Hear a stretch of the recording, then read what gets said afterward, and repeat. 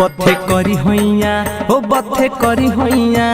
बथे करी होइया सैया ना रुकनी राजा फेरू से करब ना रुकनी बथे करी होइया सैया ना रुकनी राजा फेरू से करब ना रुकनी उठे जेतने दरदिया सैया ओतने तोहरा के हम सरपनी राजा फेरू से सैया फेरू से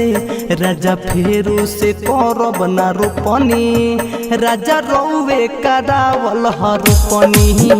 बथे करी होइया सैया ना रुकनी राजा रौवे करावल हरुपनी। Music director Shubham by smart recording studio Mairwa.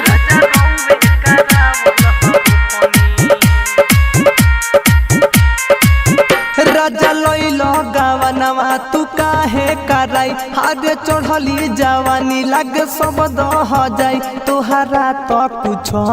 समझ में न जाई तोहरा तो कुछ समझ में न जाई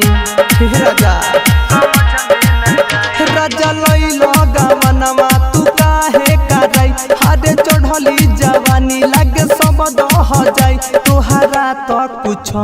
समझ में न जाई पिया तोहरा तो कुछ समझ में न जाई भोर हरिया से सम होई गइल तब एक बार हम नहीं रोकनी बथे करी होइया हो बथे करी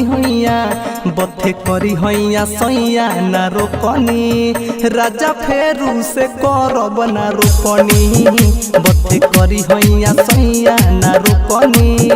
राजा रौवे करावल हरुपनी। म्यूजिक डायरेक्टर शुभम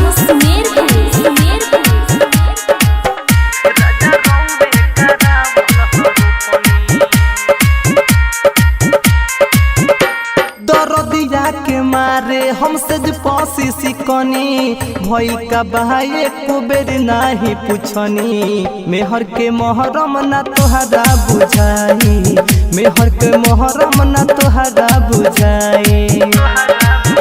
राजा दरदिया के मारे हमसे पसी सिकनी भई का बहाए को बेर नहीं पूछनी मेहर के मोहरम ना तोहरा बुझाई मेहर के मोहरम ना तोहरा बुझाई रवि राजा पर कसरौआ जानी सरदी से हम रात भर फुखनी राजा फेरू से सैया फेरू से राजा फेरू से करब ना रोपनी राजा रौवे करावल हरुपनी बथे करी होइया सैया ना रोपनी राजा फेरू ना करब हम रोपनी।